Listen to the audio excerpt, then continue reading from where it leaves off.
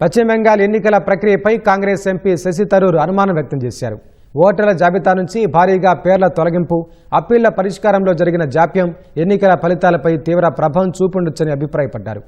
San ఫ్రాన్సిస్కోలో జరిగిన Stanford India కాన్ఫరెన్స్లో పాల్గొన్న క్రమంలో థరూర్ ఈ మేరకు పేర్కొన్నారు.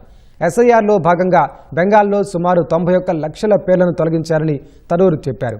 ఇందులో దాదాపు 34 లక్షల మంది తమ పేర్లను అన్యాయంగా తొలగించారని అప్పీల్ చేసుకున్నారని గుర్తు చేశారు. కానీ ఎన్నికల లోపు ఇందులో కేవలం 2 లక్షల కేసులను మాత్రమే పరిష్కరించారని పేర్కొన్నారు. మిగిలిన 31 నుంచి 32 లక్షల మంది పరిస్థితి ఏంటి అని ప్రశ్నించారు.